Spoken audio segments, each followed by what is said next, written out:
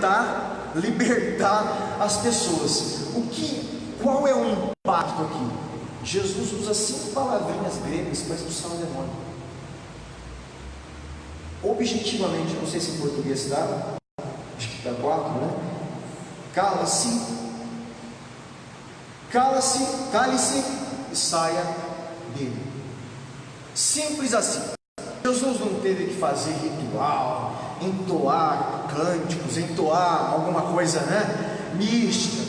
Só falar e mandar ele. Quieto, quietinho, para de falar e sai dele. Só assim, simples. Por quê? Porque essa é a autoridade do Cristo, do Filho de Deus, né? Então cale-se e saia dele. A palavra termina, né, a batalha de Jesus ali termina antes de começar. Não tem guerra, não tem batalha, né? Olha que ele, Jesus, digo que tenho eu contigo, olha, você vai destruir, né? Tá, quieto, cai, sai dele. Não tem conversa, tem ordem de alguém que tem autoridade sobre todo o mundo espiritual, gente. Essa é a ênfase de Marcos. A palavra de poder sobrepuja as forças das trevas,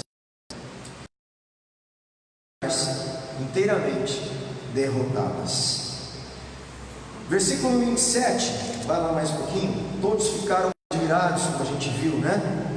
Um novo ensino com autoridade, termo para admiração, que conota o deslumbramento daqueles que testemunham o poder de uma nova era messiânica, com uma palavra imbuída de tanta autoridade que até mesmo os demônios fogem. Esse ensino não apenas instrui, mas também age. É um ensino de poder, é um ensino que traz, estou trazendo o reino de Deus, certo? O céu se abre, o Pai fala, esse é o meu filho, o Espírito vem sobre ele, e os demônios se manifestam, ele só diz o que? Cale-se e sai dele, e eles obedecem. Esse é o Cristo, o Filho de Deus, inaugurando o reino de Deus, e mostrando que o diabo está começando o seu processo de destruição, aonde será consumado, né, na sua destruição final, como diz em Apocalipse, né, de forma escatológica. As notícias, obviamente, o que acontece depois de que se espalha? Meu irmão, Jesus começa a ficar famoso rapidamente. No versículo 28 você vai ver isso. As notícias a seu respeito se espalharam rapidamente por toda a região da Galileia. Mas presta atenção aqui, a popularidade de Jesus com as multidões continua a crescer, à medida que todos estão, né, levados, né, e as notícias se espalham por toda a Galileia. Esse tema da popularidade de Jesus, ele vai crescer aqui, vai aumentar, a popularidade de Jesus vai aumentar. Só que em contraste gritante, vai crescer a rejeição de Jesus pelos líderes religiosos.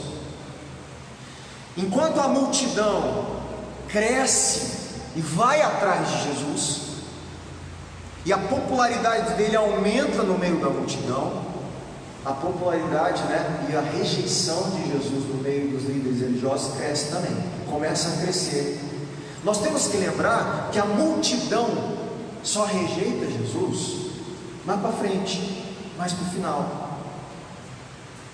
Nesse período elas estão se beneficiando, elas se encantam, né? De novo a palavra aí, elas se maravilham com o ensino de Jesus, se maravilham com os sinais, se maravilham com a autoridade, depois começam a se maravilhar, obviamente, aí pronto, com as curas. A hora que Jesus começa a curar, meu irmão, aí não tem mais espaço para Jesus ficar. E a multidão vai atrás de Jesus, mas por quê? Porque ele é o Cristo? Não mais, perde seu foco, e obviamente não há um contentamento de Jesus Cristo, tá? E aí a gente vai tocar nisso um pouquinho mais para frente.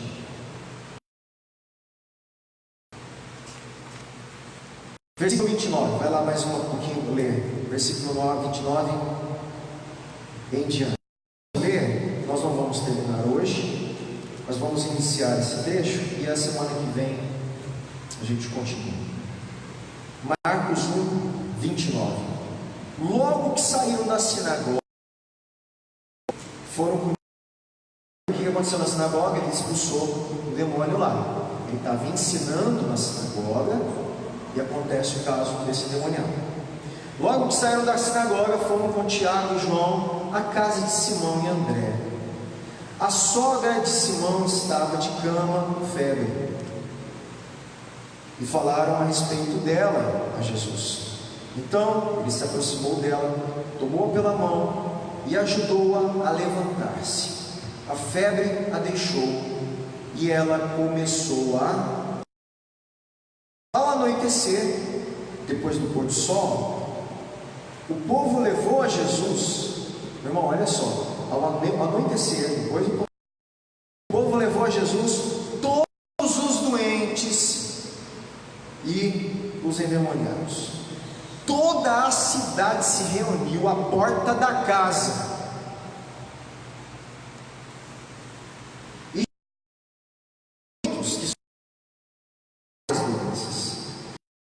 expulsou muitos demônios, não podia, porém, que estes, porque sabiam quem ele era. Nós vamos tentar explicar esse chamado silêncio messiânico. Por que Jesus, os demônios sabiam quem ele era e Jesus não deixava eles falarem? Nós vamos explicar por que isso, provavelmente isso acontecia. Mas aguenta lá, vamos comentar e a gente vai por parte. O ministério de poder e autoridade de Jesus é universal. Ele ajuda todos os que procuram. Sua popularidade com as multidões cresce de maneira impressionante. Não deseja, porém, Jesus não deseja receber o que? Aplausos do povo, mas proclamar as verdades do reino de Deus a todos. Jesus não queria a popularidade das pessoas, os aplausos. Ele queria proclamar o reino de Deus às multidões e a todos. Esse era o alvo de Jesus. No versículo 29, a casa de Simão ali provavelmente era uma casa onde Jesus se hospedava. Tá? Isso aí diz as pessoas, os historiadores aí. No versículo 30, esse ato de curar a sogra de Pedro é muito importante em um sentido. Gente, a febre na cabeça de um judeu que conhecia a lei, vou demorar um pedacinho. Deuteronômio 28, 22 diz assim: o Senhor os ferirá com, aí prossegue, febre e inflamações. Febre era um castigo de Deus, uma maldição de Deus, conectada à quebra da aliança na cabeça de Deus. Então, a sogra de Pedro, quando ela é curada, não é um ato de cura somente, é um ato de salvação. Jesus tira dela uma sentença de castigo, a febre. A mente do judeu funcionava em cima da lei. Você pode marcar depois ler em casa, Deuteronômio 28, 22. Se eu não me engano, Levítico 26, não me lembro o versículo, a mesma coisa fala de febre também, que era um dos critérios, dos graus do castigo pela quebra da aliança. Então aqui é muito interessante que Jesus não faz um ato somente de cura, mas é um ato de salvação. Ele, além de tirar a febre, na verdade o que Jesus tira? A causa, a maldição. Deus está tirando um castigo, Deus está salvando a sogra de Pedro, tirando esse ato, que seria um ato que o próprio Deus colocava, a febre e as inflamações, pelo castigo, pela disciplina. Então é muito interessante isso. Tomou ela pela mão, e ajudou. Uma coisa interessante também, que a gente vê, que normalmente com os demônios, Jesus não tocava nas pessoas, não dava ele sair. Com as curas, você vê Jesus tocando, ele toca, a sogra de Pedro, a mulher do fluxo toca Jesus. Há um toque de compaixão, a gente não sabe, mas Jesus interage fisicamente em muitas situações com pessoas que ele cura, tá? É interessante essa uma observação que ele faz aí. No versículo 32 e 33, demoniados. A notícia se espalhou por toda a Cafarnaum e arredores, de modo que no sábado à noite as multidões cercavam a casa de Pedro, Simão Pedro, e havia enfermos por toda parte, gente. O povo ficou sabendo, uma cura aconteceu, um ato de salvação, um demônio, uma pessoa que estava endemoniada foi livre. O que nós vamos fazer? Vamos atrás de Jesus aí, não é isso? E começou então as pessoas a irem atrás de Jesus. Ele não permitiu que os demônios os demônios, expulsá-los das pessoas e ocultar sua natureza messiânica do povo, pois não entenderiam que Jesus, em sua primeira vinda, seria um servo sofredor, não um rei conquistador. Nós vamos trabalhar isso. Se os demônios, logo de início, revelam a natureza de Jesus muito rapidamente, Jesus provavelmente teria um grande problema, maior, de tanta popularidade. Eles iam saber o objetivo do Messias, e que então iam agora solicitar que ele os libertasse do Império Romano, que tomasse, o governo, e não seria possível Jesus se mostrar como: eu sou o Messias, mas eu sou o Messias que está cumprindo o servo sofredor. Eu vou sofrer, eu tenho que morrer. Essa parte da profecia messiânica os judeus não queriam. Eles queriam só a glória. Eles não iriam identificar Jesus como servo sofredor se ele fosse exposto tão imediatamente. E aí você vê Jesus no princípio meio que segurando a onda, da sua identidade não ser tão exposta rapidamente, inclusive pelos demônios, porque ele precisava, antes disso, percorrer os lugares. Ele precisava ir por todos os lugares que o Pai queria, proclamando o reino de Deus e o arrependimento. Entende o que eu estou falando? Então isso é uma das coisas, a gente vai voltar a isso. Do versículo 36 e 37, aí nós não lemos. Vamos ler esse pedacinho, a gente vai ter que encerrar, já deu o horário aqui. Vamos só ler do 35 ao 39 e a gente deixa para a semana que vem. De madrugada, quando ainda estava escuro, Jesus levantou, saiu de casa e foi para um lugar deserto, onde ficou orando. Simão e seus companheiros foram procurá-lo, e ao encontrá-lo, disseram: olha que interessante, Jesus, é como se assim, o que você está fazendo aí sozinho no deserto? Está todo mundo te procurando, todos estão te procurando. Jesus respondeu: vamos para outro lugar. O que Jesus falou? Eu não vou aonde eles estão me procurando. Eu não vim para ficar atendendo os desejos deles. Eu não vou lá. Choca. Mas exatamente, Jesus não veio para isso que eles estavam procurando já. Vamos para outro lugar, outro povoado, para que lá eu pregue. Eu vim para pregar a boa notícia do reino de Deus. Jesus não veio para ficar atendendo as coisas da multidão, apesar de atender por amor e compaixão, graça e misericórdia, mas ele não cedeu a isso. Se fosse qualquer outro, talvez outro grande avivalista, evangelista dos tempos atuais, vamos lá, vamos curar a multidão, vamos lá, a multidão está me perseguindo, vou lá. Jesus falou: eu não vim para isso, eu preciso continuar a minha caminhada, de pregar, de anunciar o reino de Deus. Foi para isso que eu vim. Então ele percorreu toda a Galileia, pregando nas sinagogas, expulsando os demônios. Pode deixar que semana que a gente volta para lembrar isso aqui, tá bom? Tá dando para entender o Evangelho de Marcos? O objetivo é mostrar que Jesus era o Cristo, Filho de Deus.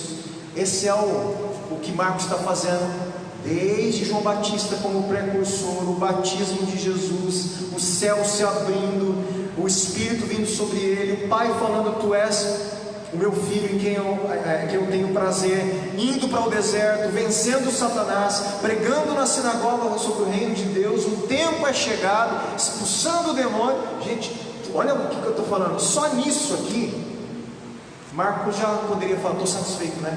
Cumpri o meu papel. Estou falando que Jesus é o Cristo, o Filho de Deus. Ele é o único que pode salvar o ser humano. Essa é a mensagem da Bíblia, gente, não tem outra. A mensagem da palavra de Deus. A gente não pode usar a Bíblia para o nosso bel prazer. A gente tem que usar a Bíblia do jeito que ela foi escrita para nós, e não ficar interpretando coisas que a gente acha ou quer para a gente, né? Igual o povo já estava fazendo, ia atrás de Jesus, por quê? Por motivos egoístas. E Jesus falou: eu não vim para isso, eu vim pregar o arrependimento, o reino de Deus, uma boa nova, que o tempo é chegado, e fazer o papel dele como Cristo, o Filho de Deus. Amém? Vamos orar, agradecer a Deus? Se coloquem em pé. Vocês me ajudam a lembrar? Paramos aí, nós vamos ler semana que vem de novo. Você pode me lembrar no 35 de novo, ok? Se puder me ajudar, eu agradeço. Pai, obrigado, Senhor, mais uma vez gratos pelo Evangelho. O Evangelho que é o poder de Deus para nos salvar da nossa miséria, nos salvar do nosso estado de calamidade, nos salvar do engano de Satanás, nos salvar da condenação eterna, da ira justa, nos salvar da separação eterna do Criador. O Evangelho que é o poder de Deus para nos salvar. Senhor, nos perdoe porque tantas vezes o Evangelho não é o primeiro lugar da nossa vida. Cristo não é prioridade da nossa vida. Nos perdoe porque tantas coisas colocamos no lugar de prioridade. Às vezes o trabalho, às vezes a família, às vezes coisas e prazeres desse mundo, o dinheiro. Senhor, eu não sei tantas coisas. Senhor, não nos permita viver dessa forma. Que o Teu Espírito produza em nós verdadeiros discípulos, discípulos que o coloquem em primeiro lugar como Senhor e Cristo da nossa vida. Senhor, te agradecemos que a graça nos salva, que o Teu Evangelho nos alcançou, que o Cristo nos foi revelado. Senhor, a Ti seja toda a honra e toda a glória, para todos sempre, em nome de Jesus, amém. Amém?